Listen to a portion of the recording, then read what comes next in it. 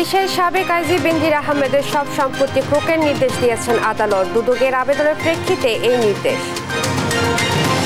টাকার ভাগাভাগির দ্বন্দ্বে খুন হন এমপি আনার। কিলিং মিশনের চুক্তি হয় 5 কোটি টাকায়। তদন্ত ঢাকায় ভারতীয় পুলিশের স্পেশাল টিম। যুক্তরাজ্য থেকে দেশে পাঠালে ক্ষতির মুখে পড়বে অভিবাসীরা। পালিয়ে না থেকে আইনি সহায়তা নেয়ার পরামর্শ আইনজীবী। ঢাকায় নেই পর্যাপ্ত বিনোদন কেন্দ্র, বন্দি জীবন কাটছে শিশুদের। নানা অপরাধে জড়াচ্ছে উঠতি বয়সীরা, বলছেন বিশেষজ্ঞ। So Rashad Hussain is up 138 all out Bangladesh. The US wins again. হিউস্টনের সিরিজ হারে লজ্জায় ডুবল বাংলাদেশ। ইতিহাস গড়ল যুক্তরাষ্ট্র। 145 রানও তারা করতে পারল না শান্তরা।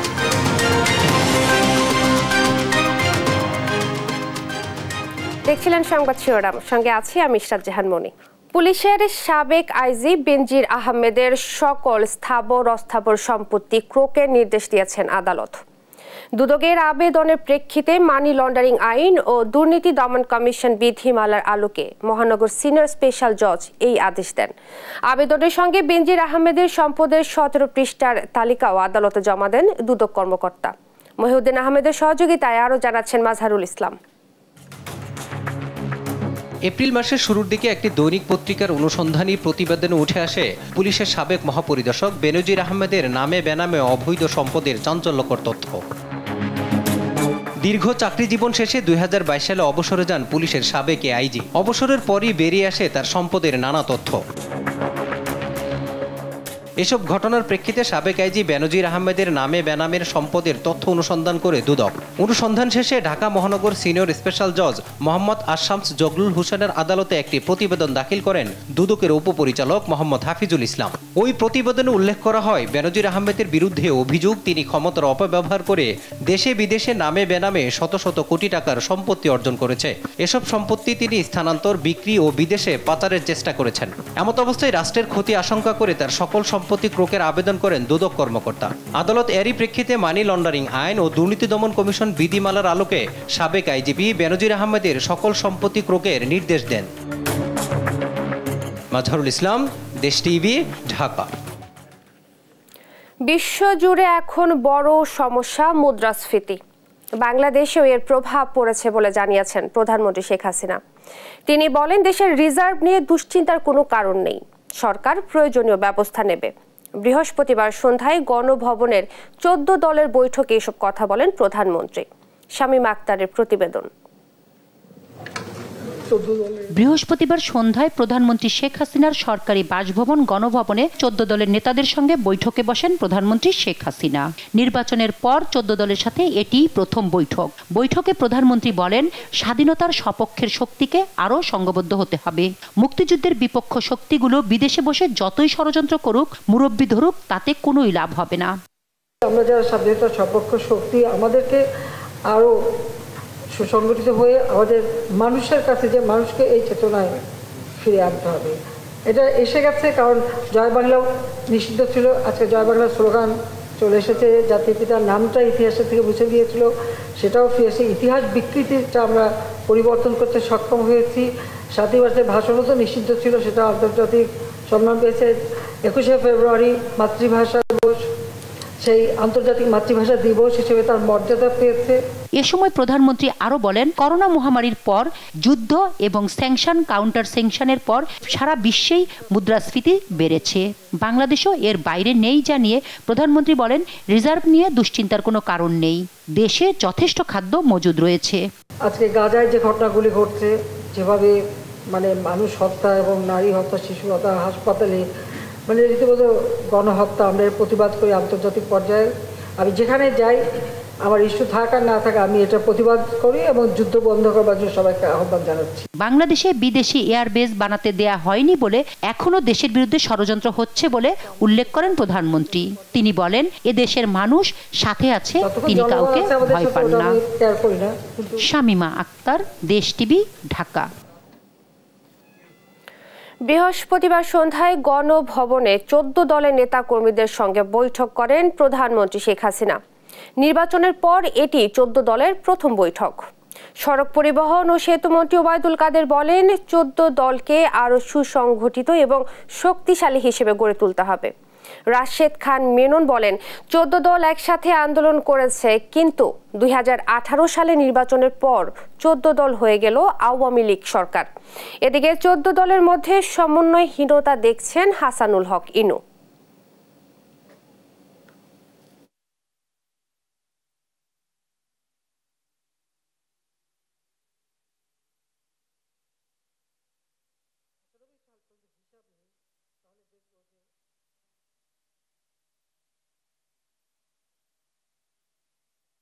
চোদ্দ দলের করণীয় সম্পর্কে নেতৃবৃন্দ বক্তব্য রেখেছেন যে তারা এই মুহূর্তে কি গাইডলাইন্স 14 দলকে নিজেদের দলগুলোকে আরও সুসংগঠিত করা এবং জনগণের কাছে জনপ্রিয় করে তোলা, এ ব্যাপারে তাদেরকে গাইডলাইন দিয়েছে। 14 দলকেও আরও শক্তিশালী করতে হবে।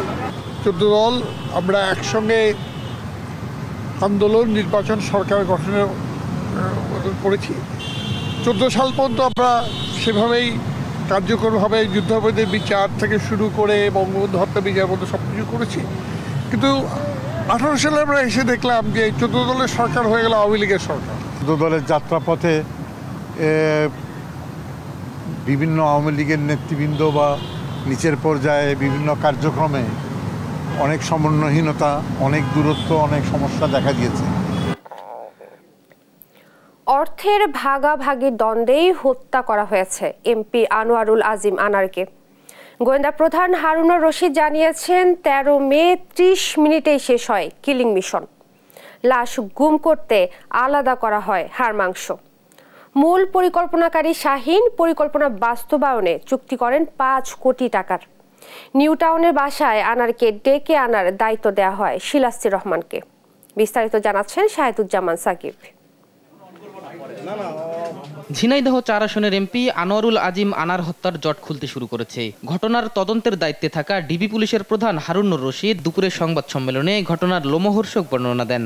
বিভিন্নভাবে খণ্ডিত করে এবং সেখানে বিভিন্ন ধরনের সেখানে আলাদা করে এক শরীর থেকে আলাদা করে মাংস সাথে হাড্ডি আলাদা করে সেখানে যেভাবে ওনারা হলুদের গুঁড়া দিয়ে যেভাবে তারা তাকে বিভিন্ন জায়গাগুলি করেছে। গোয়েন্দা প্রধান জানান 13 মে 30 মিনিটেই শেষ করা হয় কিলিং মিশন।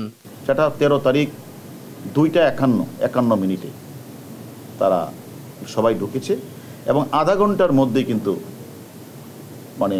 এই নৃশংস বর্বরচিত হত্যাকাণ্ডটি সংঘটিত হয়ে যায়। মূল পরিকল্পনা করেন শাহীন, অংশ নেয় আরো 5 থেকে 6 জন। Flat number 2B1, house number 17, road number 65, Gulshan 2। এই বাসা। আরেকটা বাসা ছিল হলো বসুন্ধরা, সেটা হলো 1929, রোড নম্বর 32, ব্লকে বসুন্ধরা আবাসিক এলাকা। এই 2টা বাসায় তাদের অন্তত 1 মাসে 2 মাসে অনেকগুলি প্ল্যান হয়েছে। সে প্ল্যানের পার্ট হিসাবে প্রথমে তারা একটি বাসা ভাড়া নেই সেখানে 25 তারিখ, এবং সে বাসা ভাড়া এগ্রিমেন্টে বলা আছে তারা সেখানে গিয়ে 30 তারিখ উঠবে, এবং তারা সেই মোতাবেকই মাস্টার প্ল্যান যিনি করেছেন তাকে হত্যা করা তিনি, এবং যিনি অপরাধটা হত্যাকাণ্ড সংগঠিত করবেন যিনি করবেন উনি, এবং আরেকজন তাদেরই গার্লফ্রেন্ড, তারা 3 জনে মিলে 30 তারিখ বাংলাদেশ থেকে তারা বিমান যুগে চলে যায়। হারুনুর রশিদ জানান এমপি আনারকে নিউ টাউনের বাসায় আনার দায়িত্ব পালন করেন শাহীনের বান্ধবী শিলাস্তি রহমান। লাশ গুম করতে অবলম্বন করা হয় ভয়ঙ্কর পন্থা।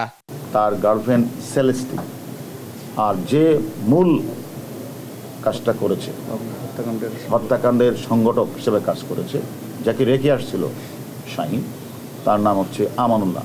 কিন্তু এই আমানুল্লাহ কিন্তু তার নাম আমানুল্লাহ না, সে কিন্তু সেখানে একটা নতুন পাসপোর্ট করে আমানুল্লাহ সেজেছে, কিন্তু তার নাম কিন্তু আরেকটা। ওই যে নামটা, সে কিন্তু পূর্ব বাংলা কমিউনিস্ট পার্টির বড় নেতা ছিল, তার নাম গলাকাটা পার্টির নেতা। সে তার বিরুদ্ধে। এদিকে সচিবালয়ে সাংবাদিকদের সঙ্গে আলাপকালে স্বরাষ্ট্রমন্ত্রী আসাদুজ্জামান খান কামাল বলেন এমপি আনারের হত্যাকারীরা চিহ্নিত, তদন্ত শেষ হলেই তালিকা প্রকাশ করা হবে। আমাদের পুলিশ, আমাদের গোয়েন্দা সংস্থা এবং ভারতীয় গোয়েন্দা সংস্থা, ভারতীয় পুলিশ দুই দেশ থেকে আমরা কাজ করছি যাতে এই মানে আরও কিছু তথ্য, আমরা তো সুনিশ্চিত হয়েছি তাকে হত্যা করা হয়েছে, যারা হত্যা করেছেন মানে তাদের মুখের থেকে আমরা এগুলি শুনেছি, কিন্তু ডেড বডিটা আমরা এখনও উদ্ধার করতে পারিনি। আমরা সেই যে তদন্তের খাতিরে, তদন্তের স্বার্থে আমরা আপনাদেরকে বলছিলাম যে আমরা এই তদন্তটা মোটামুটি একটু গুছিয়ে এনে আপনাদেরকে জানাবো। এই ঘটনা সরকার অত্যন্ত গুরুত্ব সহকারে দেখছে বলেও জানান স্বরাষ্ট্রমন্ত্রী। শাহিদুজ্জামান সাকিব, দেশ টিভি, ঢাকা। এমপি আনার হত্যাকাণ্ডের ঘটনা তদন্তে ঢাকায় এসেছে ভারতীয় গোয়েন্দা পুলিশের বিশেষ টিম। রাজধানীর মিন্টো রোডে ডিবি কার্যালয়ে গোয়েন্দা বিভাগের প্রধান হারুনুর রশিদের সঙ্গে দীর্ঘ সময় বৈঠক করেন ভারতের গোয়েন্দা বিভাগের সদস্যরা। বৈঠক শেষে সাংবাদিকদের ডিবি প্রধান বলেন, ঘটনা তদন্তে দুই দেশের পুলিশ একে অপরকে তথ্য দিয়ে সহযোগিতা করছে। খুব শীঘ্রই মরদেহ উদ্ধার করতে সমর্থ হবে পুলিশ।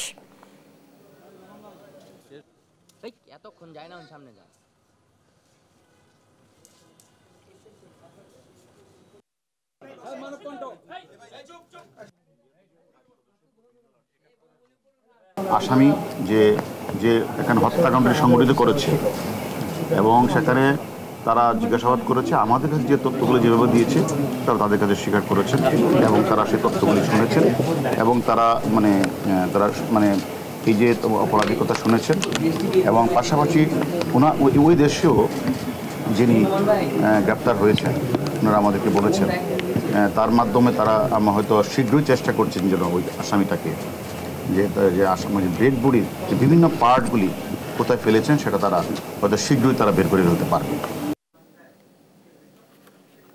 ঝিনাইদহ ৪ আসনের সংসদ সদস্য আনোয়ারুল আজিম আনার হত্যাকাণ্ডের মূল পরিকল্পনাকারী আখতারুজ্জামান শাহীন কোট চাঁদপুরের বাসিন্দা। এমপি আনারের বাল্যবন্ধু শাহীন বর্তমানে যুক্তরাষ্ট্রে বসবাস করলেও নিয়ন্ত্রণ করেন এই এলাকার স্বর্ণ চোরাচালান। টাকার ভাগ বাটোয়ারা নিয়েই আনারের সঙ্গে শাহীনের দ্বন্দ্ব শুরু। মিশন বাস্তবায়নের দায়িত্ব দেয়া হয় আরেক বন্ধু চরমপন্থী নেতা আমানুল্লাহ আমানকে। ইরফান রানার ক্যামেরায় নাহিদ হাসান তিতাসের রিপোর্টে বিস্তারিত। স্বর্ণ চোরাচালানের টাকা ভাগাভাগি নিয়ে দ্বন্দ্বের জেরে প্রায় মাসখানিক আগে ঝিনাইদহের কোটচাঁদপুরের এই বাগানবাড়িতে বসেই এমপি আনোয়ারুল আজিমকে হত্যার পরিকল্পনা সাজায় তারই ছোটবেলার বন্ধু আখতারুজ্জামান শাহীন। সেই পরিকল্পনা অনুসারে ৩০ এপ্রিল বান্ধবী শিলাস্তি রহমান ও চরমপন্থী নেতা আমানুল্লাহ আমানকে নিয়ে কলকাতায় যান শাহীন। ভাড়া নেন কলকাতার নিউ টাউনের সঞ্জীবা গার্ডেনের ৫৬ নম্বর ফ্ল্যাট। সেখানে আমানের সাথে ৫ কোটি টাকা চুক্তিতে হত্যার দায়িত্ব বুঝে দিয়ে 10 মে ফিরে আসেন দেশে। পূর্ব পরিকল্পনা অনুসারে শাহীনের বান্ধবী শিলাস্তি রহমানকে দিয়ে সেই ভাড়া করা ফ্ল্যাটে ডেকে আনা হয় এমপি আনোয়ারুল আজিমকে। সেখানে 13 মে আমানুল্লাহ আমান ভাড়াটে খুনি ফয়সাল ও মোস্তাফিজ সহ ৫-৬ জন মিলে হত্যা করে এমপি আনোয়ারুল আজিমকে। এই হত্যাকাণ্ডের ঘটনার পর শাহীনের অপকর্ম নিয়ে মুখ খুলতে শুরু করেছে এলাকাবাসী। বেরিয়ে আসছে শাহীনের অন্ধকার জগতের নানা কাহিনী। এর আগে ভাটা ছিল, ভাটা নষ্ট করে বাংলা করেছে, তারা ওরা চোখে ঠিক মতো দেখিনি কোনোদিনই। ওই শুনেছি সাইড মেয়ে ছেলে নিয়ে এসে ভালো ভালো লোক ভিডিও করে ইনি জিম্মি করে, ইনার দ্বারা এমন কোনো কাজ নেই হয় না। এর মাদকের ব্যবসা, এর ইয়াবার ব্যবসা, এর স্বর্ণের ব্যবসা, এমন কোনো বিজনেস নেই করে না। সাইন মিয়ার দেশে আইনি আওতায় এনে সুষ্ঠু একটা বিচার আমরা চাচ্ছি। আর একজন সংসদ সদস্যের এমন নৃশংস হত্যাকাণ্ড মেনে নিতে পারছেন না নেতাকর্মীরা। স্থানীয় নেতাকর্মী সহ শাহীনের ভাই পৌর মেয়রও চাই এই হত্যাকাণ্ডের বিচার। আমি এখনো এটা রিলাই করতে পারছি না, যে বিশ্বাস করতে পারছি না যে আমার ভাইয়ের একটা কাজের সাথে জড়িত থাকতে পারে। তবে যদি তদন্তের সত্যতা মেলে তখন তারা আমার অস্বীকার করার থাকবে না। তবে পুলিশ বলছে শাহীন মাঝে মাঝেই দেশে আসতেন এবং তার বাগান বাড়িতে থাকতেন। তবে এখানে কে বা কারা আসতেন তার কোনো তথ্য নেই পুলিশের কাছে। এই হত্যাকাণ্ডের পর শাহীনের বিষয়ে সবকিছুই খতিয়ে দেখছে পুলিশ। 2 তলা একটা ভবন আছে যেটা সম্ভবত ডুপ্লেক্স। তো এখানে কে কারা কখন আসতো এটা সুনির্দিষ্টভাবে আমাদের কাছে ওরকম তথ্য নাই। আমরা বিষয়টাকে এখন সম্পূর্ণ গোয়েন্দা নজরদারিতে রাখছি। এমপি আনোয়ারুল আজিমের হত্যাকাণ্ডের মূল পরিকল্পনাকারী আখতারুজ্জামান শাহীন 1991 সাল থেকে যুক্তরাষ্ট্রের নিউ ইয়র্কের 379 ইস্ট হেভেন স্ট্রিট ব্রুকলিন এলাকায় থাকেন। সে মাদক, স্বর্ণ চোরাচালান সহ নানা অপকর্ম চালিয়ে আসছেন দীর্ঘদিন ধরে। নাহিদ হাসান তিতাস, দেশ টিভি। এমপি আনার হত্যাকাণ্ডে ভারত কোনোভাবেই দায় এড়াতে পারে না বলে মনে করেন আন্তর্জাতিক সম্পর্ক বিশ্লেষকরা। তারা বলছেন উল্টোটা হলে বড় চাপে পড়ত বাংলাদেশ। আর এখনো লাশ উদ্ধার করতে না পারাকে কলকাতা পুলিশের বড় ব্যর্থতা হিসেবে দেখছেন সাবেক পুলিশ মহাপরিদর্শক। এ ঘটনায় আনুষ্ঠানিকভাবে ভারত সরকার কিছু না জানানোর কারণও দেখছেন না তারা। শাহাদাত নিশাদের রিপোর্ট। ভারতের গুরুত্বপূর্ণ ও পরিকল্পিত শহরগুলোর মধ্যে অন্যতম শহর পশ্চিমবঙ্গ রাজ্যের কলকাতার নিউ টাউন। পরিকল্পিত এই শহরেই অনেকটা প্রকাশ্যে খুন হয়েছেন বাংলাদেশের সংসদ সদস্য আনোয়ারুল আজিম আনার। হত্যাকাণ্ডের বেশ কয়েকদিন পার হলেও এখনও এমপি আনারের মরদেহ উদ্ধার করতে পারেননি কলকাতা পুলিশ। সে দেশের সিআইডি তৎপরতা লক্ষ্য করা গেলেও আনুষ্ঠানিকভাবে এখনো কিছু জানায়নি ভারত সরকার।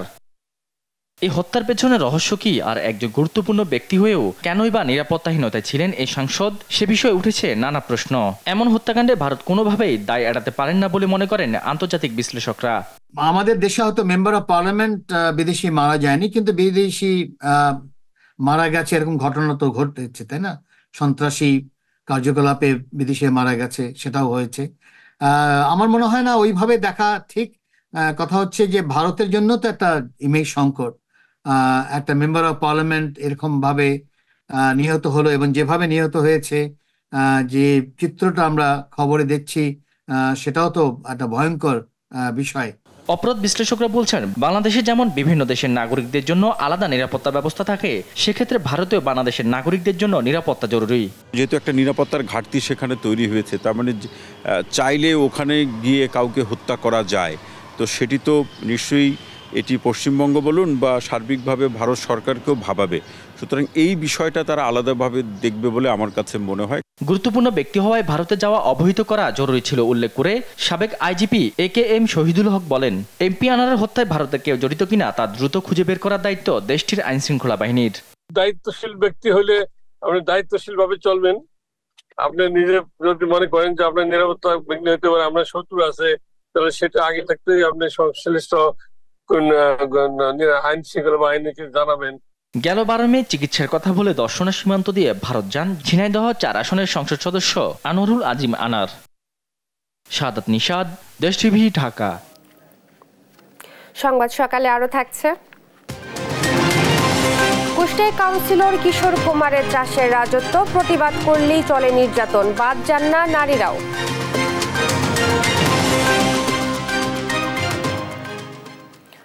আশ্রয় প্রত্যাশী অবৈধ অভিবাসীদের অধিকাংশই প্রতারিত হয়েই আছেন যুক্তরাজ্যে। দেশ বা কোনো প্রতিষ্ঠান ক্ষতিগ্রস্ত না হলেও তাদের ফেরত পাঠানোর সিদ্ধান্ত বড় ধরনের ক্ষতির মুখে ফেলবে তাদের। অবশ্য আইনগত প্রক্রিয়া চলা পর্যন্ত সেখানে থাকার সুযোগ আছে বলে দাবি সেখানকার আইনজীবীদের। আর এমন সিদ্ধান্ত বাংলাদেশের ভাবমূর্তি ক্ষুণ্ণ হওয়া রোধ করবে বলে মনে করছেন অভিবাসন বিশেষজ্ঞরা। M A আজিমের report. শুধু বাংলাদেশ নয়, বিশ্বের অনেক দেশের নাগরিকেরই স্বপ্ন যুক্তরাজ্যে নাগরিকত্ব। এজন্য অবৈধভাবে হলেও অনেকেই পাড়ি জমান দেশটিতে। পরে বৈধতা পেতে করেন আশ্রয়ের আবেদন। তখন সে আবেদনে অনেকেই করছেন দেশবিরোধী নানা মিথ্যাচার। গেল বছর ভ্রমণ কিংবা কাজের ভিসায় যুক্তরাজ্যে যান 11,000-এর বেশি বাংলাদেশি। সেখানে তারা বসবাসের জন্য আশ্রয় আবেদন করেছিলেন, কিন্তু প্রাথমিক আশ্রয়ের জন্য মাত্র 5% আবেদন মঞ্জুর হয়। বাকি 10,000-এর বেশি আবেদন খারিজ করে দিয়েছে যুক্তরাজ্য কর্তৃপক্ষ। এসব আশ্রয় প্রার্থীকে এখন ফেরত পাঠাবে ঋষি সুনাক সরকার। যুক্তরাজ্য প্রবাসী এ শিক্ষার্থী জানান, বাড়তি আয় আর টিকে থাকতে শিক্ষার্থী ভিসায় যাওয়ারাও আশ্রয় প্রত্যাশী হচ্ছেন। কম টাকা দিয়ে আসার পরে সেই পড়াশোনা কন্টিনিউ করার জন্য যে টিউশন ফিস দেওয়া দরকার হয় সেটি তারা বহন করতে পারেন না। তখনই তারা সিদ্ধান্ত নেন যে পড়াশোনা বাদ দিয়ে অ্যাসাইলাম সিক করবেন। তবে আবেদনকারীদের অনেকেই গেছেন অবৈধভাবে। 1 মাস পরে তার কোম্পানিটির লাইসেন্স বাতিল হয়ে গেছেন, তখন তারা অবৈধ হিসেবে গণ্য হন। তখন তারা আর বাংলাদেশে বা দেশে ফেরত যাওয়ার কথা চিন্তাই করতে পারেন না। তখন তারা বাধ্য হয়ে এদেশে অ্যাসাইলাম সিক করেন। এমন সিদ্ধান্তে পালিয়ে না থেকে আইনি সহায়তার পরামর্শ এ আইনজীবীর। অবৈধভাবে যে বাংলাদেশিরা বর্তমানে যুক্তরাজ্যে অবস্থান করছেন তাদের এখনো আইনি অধিকার রয়েছে। তারা ইচ্ছে করলে তাদের অবস্থান থেকে অ্যাসাইলাম অ্যাপ্লিকেশন করতে পারেন এবং যতক্ষণ পর্যন্ত এই অ্যাসাইলাম অ্যাপ্লিকেশন পেন্ডিং থাকবে, চলমান থাকবে, ততক্ষণ পর্যন্ত এই চুক্তির পরেও আপনাকে ডিপোর্ট করা সম্ভব হবে না।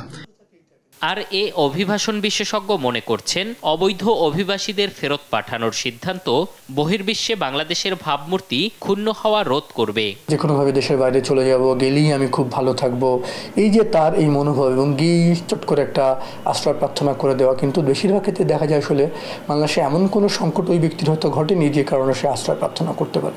এর ফলে তো আসলে দেশের ভাবমূর্তি সংকটে পড়ে। অবৈধ অভিবাসীরা বৈধ পন্থায় রেমিটেন্স পাঠায় না, এজন্য তাদের ফেরত পাঠানোয় রেমিটেন্সের উপর কোনো প্রভাব পড়বে না বলেও দাবি বিশেষজ্ঞদের। যুক্তরাজ্য থেকে প্রবাসী আয় আসায় খুব বেশি প্রভাবিত হবে বলে মনে করছি না। এম এ আজিম, দেশ টিভি, ঢাকা।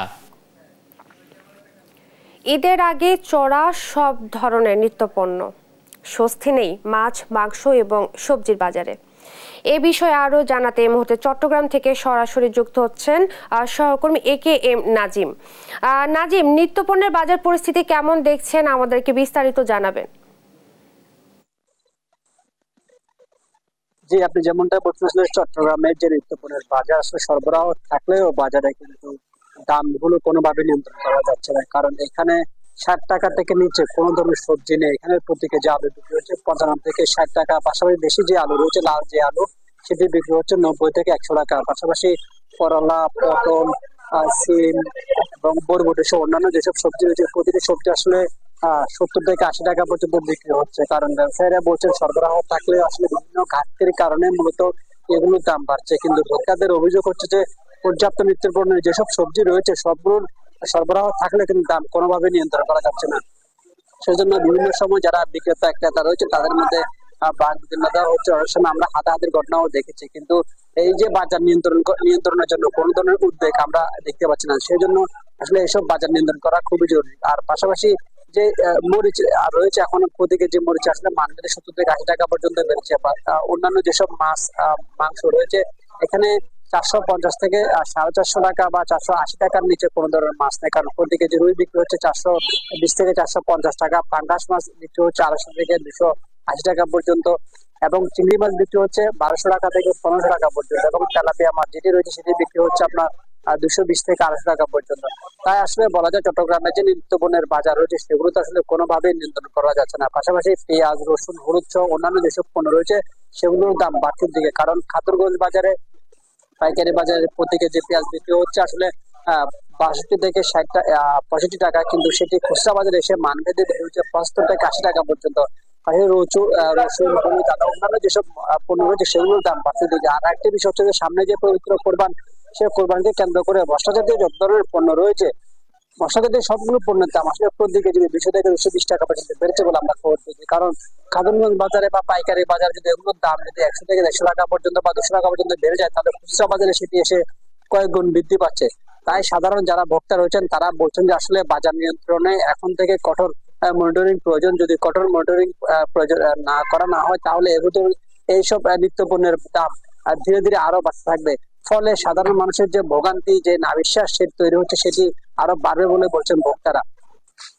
এই ছিল বাজার নিয়ে থাকা আমার কাছে থাকা সর্বশেষ। নাজিম, আপনাকে ধন্যবাদ। দর্শক, এবার মাছ মাংসের বাজার পরিস্থিতি জানবো মানিকগঞ্জ থেকে। সেখানে আছেন সহকর্মী আব্দুল আলিম, সরাসরি যুক্ত হচ্ছেন তিনি। আলিম, মাছ মাংসের বাজার পরিস্থিতি কেমন দেখছেন, আমাদেরকে বিস্তারিত জানাবেন। ধন্যবাদ ইশরাত। কিছুতেই নিয়ন্ত্রণে আসছে না মাছ মাংসের বাজারে, যে কারণে বিপাকে পড়েছে নিম্ন আয়ের এবং মধ্য আয়ের মানুষ। এছাড়া যারা খেটে খাওয়া মানুষ আছে তারা কিন্তু এই মাছ মাংসের বাজারে তারা আসতেই পারছে না বলে অনেকে জানিয়েছেন। তো আজ গরুর মাংস বিক্রি হচ্ছে 750 টাকা কেজিতে, খাসির মাংস বিক্রি হচ্ছে 1100 টাকা, এবং ব্রয়লার মুরগি, যেটা নিম্ন আয়ের মানুষ এবং খেটে খাওয়া মানুষ যেটিকে যে মাংসটা তারা খেতে সাধারণত পারে, সেই ব্রয়লার মুরগি কিন্তু আজকে 230 টাকা, যা গত সপ্তাহে ছিল 210, 220 টাকা, কিন্তু আজকে কিন্তু 230 টাকা কেজিতে বিক্রি হচ্ছে।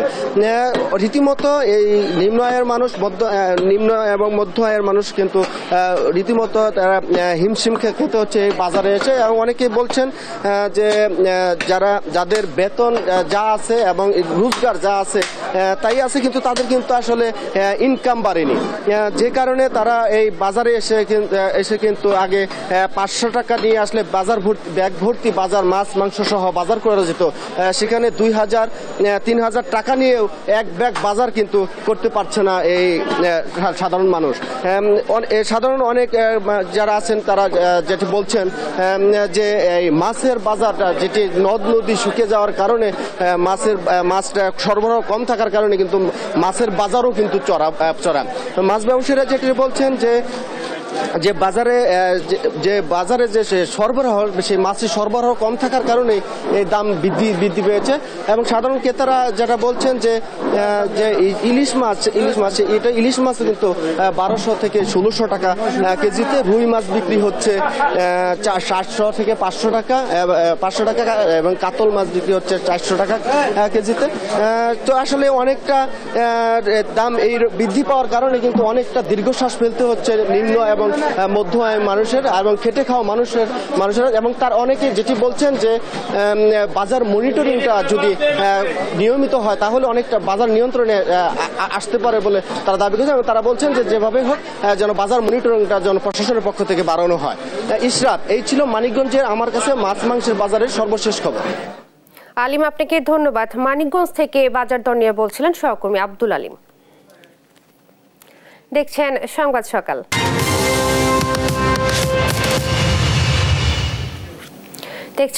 সকাল।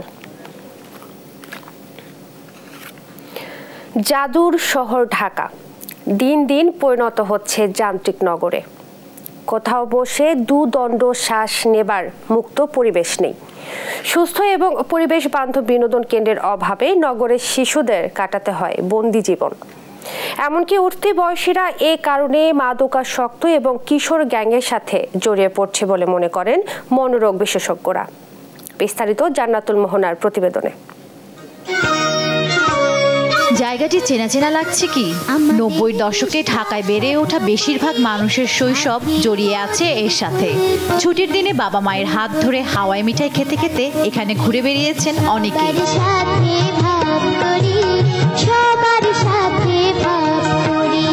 ঠিক ধরেছেন, বিধ্বস্ত এই জায়গাটি এক সময়ের জনপ্রিয় বিনোদন কেন্দ্র শাহবাগ শিশু পার্কের। এখন আর এখানে মেরিগো রাউন্ডের আমাদের দেশটা স্বপ্নপুরী বাজে না, শোনা যায় না শিশুদের কোলাহল, পরিবার পরিজনের অট্টহাসি। উন্নয়ন সংস্কারের অজুহাতে 5 বছর ধরে বন্ধ শাহবাগ শিশু পার্ক। কঙ্কালসার হয়ে পড়ে আছে ব্যবহৃত যন্ত্রপাতি। কবে নাগাদ চালু হবে তারও ঠিক ঠিকানা নেই। একটা সময় ঢাকায় মানুষ আসতো বিভিন্ন বিনোদন কেন্দ্র ঘুরে দেখতে, আর এখন 4 দেয়ালের মাঝে ফোনের স্ক্রিনে আটকে আছে সময়। কী বা করবে মানুষ?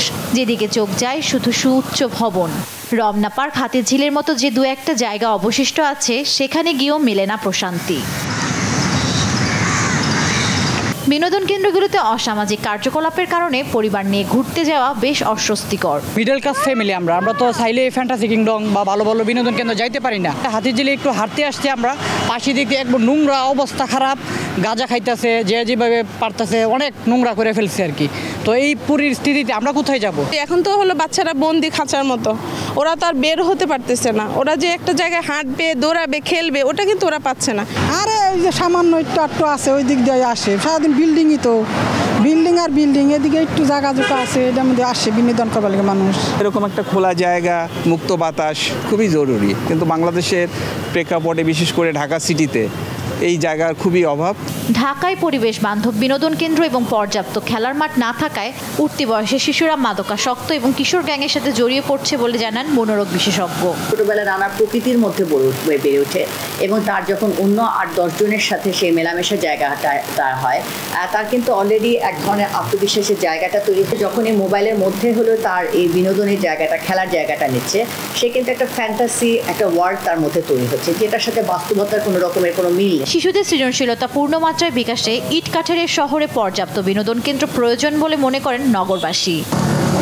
জান্নাতুল মোহনা, দেশ টিভি, ঢাকা। সংবাদ সকালে আরো থাকছে। নিজ জন্মস্থান মাশহাদে দাফন হলেন ইব্রাহিম রাইসি, শেষ বিদায় জানাতে লাখো মানুষের ঢল।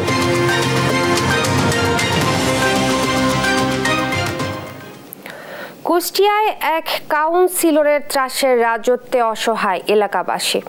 দীর্ঘদিন ধরে সরকারি জমি দখল, অবৈধ অস্ত্রের মহড়া, চাঁদাবাজি সহ নানা অপকর্ম চালিয়ে যাচ্ছে প্রভাবশালী ওই কাউন্সিলর ও তার সহযোগীরা। তার এসব অপকর্মের প্রতিবাদ করলেই এলাকাবাসীর উপর চালানো হয় অমানবিক নির্যাতন। হামলা করা হয় ঘরবাড়িতে এবং অস্ত্র ঠেকিয়ে দেওয়া হয় প্রাণনাশের হুমকি। তার নির্যাতনের হাত থেকে বাদ পড়েন না নারীরাও। ইরফান রানার ক্যামেরায় কুষ্টিয়া থেকে নাহিদ হাসান তিতাসের রিপোর্ট। এটি কুষ্টিয়ার 10 নম্বর ওয়ার্ড কাউন্সিলর কিশোর কুমার জগতের দলবল নিয়ে প্রকাশ্য অস্ত্র হাতে মহড়ার দৃশ্য। এভাবেই মিলপাড়া এলাকায় জনসাধারণের মধ্যে আতঙ্ক সৃষ্টি করে গড়ে তুলেছেন ত্রাসের রাজত্ব।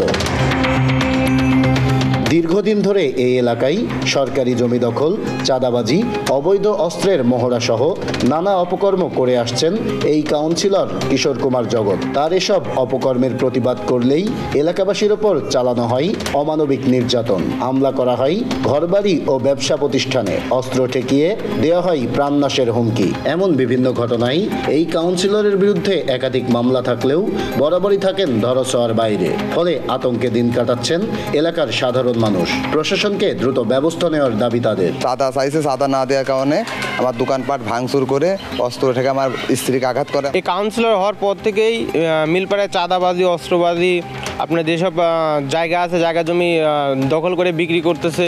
আমরা এই অত্যাচার থেকে বাঁচতে চাই, আমরা এই অত্যাচার সহ্য করতে পারছি না। এরা রাত্রের অন্ধকারে অস্ত্র শস্ত্র নিয়ে এসে দোকানটা ভাঙচুর, মানুষের উপর অত্যাচার, এই কার্যকলাপ করে পারে। কথা বলতে গেলে মারার হুমকি থাকা। আমরা বাঁচতে চাই। কাউন্সিলর কিশোর কুমার জগতের নির্যাতনের হাত থেকে বাদ পড়েন না এলাকার নারীরাও। চাঁদা না পেয়ে এক যুবককে পিটিয়ে হত্যার গুরুতর অভিযোগ রয়েছে তার বিরুদ্ধে। আমার কাছে 50,000 টাকা চাঁদা আছে, আমি বলছি না চাঁদা দেবো না। জগতের নির্দেশে আমার ওর হাতে আপনার গান শট থাকে, ওটা দিয়ে আমাকে ধরে মারে আমি যখন হাত দিয়ে ঠাকাই তখন আমি হাতে লাগি। জগ মেম্বাররা সব চাঁদা চায়, চাঁদা দিতে পারি না বলে আমার ছেলের ডাইকেল দিয়ে পার্কের ভেতর দিয়ে হত্যা করে। আমরা তো সব ভয়ে আতঙ্কের মাঝে আছি। মনে করেন এরা তো রাত দিন মনে করেন অস্ত্র নিয়ে মহড়া করে বেড়াচ্ছে, নারীর উপরে এরকম অত্যাচার করবে, এটা তো মানি নেওয়া যাবে না। আর এসব ঘটনায় ওই কাউন্সিলর সহ তার সহযোগীদের বিরুদ্ধে থানায় একাধিক মামলাও রয়েছে। বর্তমানে তিনি জামিনে আছেন বলে জানায় পুলিশ। পরবর্তীতে তার বিরুদ্ধে আবার এ ধরনের অভিযোগ পেলে আটক করে আইনের আওতায় সোপর্দ করার কথা বলছেন পুলিশের এই কর্মকর্তা। যদি এরকম কোনো কিছু পেয়ে থাকি, যদি তার বিরুদ্ধে অভিযোগ, তাহলে আমরা অবশ্যই তাকে আটক করে আইনের হাতে সোপর্দ করব। নানা অভিযোগে অভিযুক্ত কাউন্সিলর কিশোর কুমার জগতের সাথে বারবার যোগাযোগ করার চেষ্টা করা হলেও তাকে পাওয়া যায়নি। নাহিদ হাসান তিতাস, দেশ টিভি, কুষ্টিয়া। দেখছেন সংবাদ সকাল। দেখছেন সংবাদ সকাল। এবার আন্তর্জাতিক প্রসঙ্গ। এক বন্যার ভয়াবহতা কাটিয়ে না উঠতেই আবারও নতুন করে দুর্যোগের মুখে পড়ল ব্রাজিল। ভারী বৃষ্টিপাতে তলিয়ে গেছে দক্ষিণাঞ্চলের শহর পোর্তো আলেগ্রা। বৃহস্পতিবার ব্রাজিলের রিও গ্রান্দে দো সোল রাজ্যে মুষলধারে বৃষ্টিপাত শুরু হয়। এতে নতুন করে দেখা দিয়েছে বন্যা। প্রবল বর্ষণে তলিয়ে গেছে রাস্তাঘাট সহ শহরের বেশিরভাগ জায়গা। পাহাড়ি ঢলের পরিস্থিতি আরও অবনতির শঙ্কা রয়েছে। আটকে পড়াদের উদ্ধার তৎপরতায় নেমেছে জরুরি বিভাগ। একের পর এক বন্যা পরিস্থিতি সামাল দিতে হিমশিম খাচ্ছে দেশটির কর্তৃপক্ষ।